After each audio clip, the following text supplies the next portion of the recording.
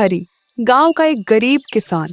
उसके पास जमीन जरूर थी पर मिट्टी सूखी थी और किस्मत उससे भी ज्यादा। हरी का बेटा सूरज आता है।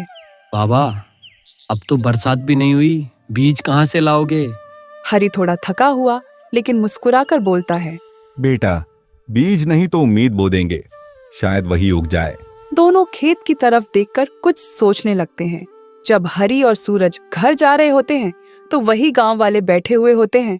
उनमें से ही गांव का चौधरी हंसते हुए कहता है, हरी, इस साल भी सूखा जरूर पड़ेगा, तू बीज में पैसा बर्बाद मत कर। तभी हरी बोलता है, जमीन चाहे सूखी हो चौधरी जी, पर मेहनत गीली नहीं होने दूंगा। गांव वाले मुस्कुरा देते हैं पर हरी अपनी बात पर अडिग रहता है। हरी अपने घर आता है और मिट्टी के बर्तन में कुछ पुराने बीज ढूंढने लगता है।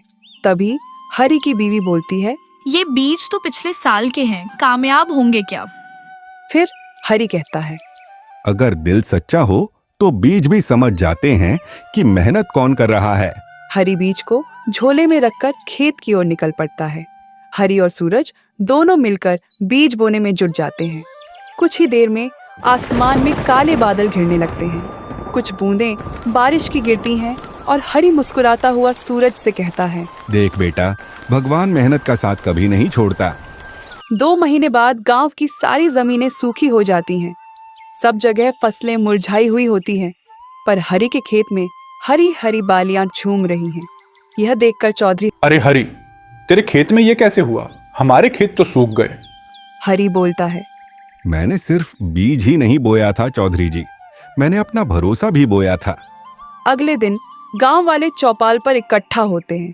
हरी अपनी फसल का हिस्सा गरीब किसानों में बांट रहा होता है। तभी गांव वालों में से एक आदमी हरी से कहता है, हरी, तू तो सबसे गरीब था, फिर भी तू अनाज बांट रहा है। फिर हरी बोलता है, क्यों नहीं भाई, मिट्टी सबकी है तो अनाज भी सबका होना चाहिए। हरी की ये बात सुनकर सभी तालियां बजाने लगते हैं।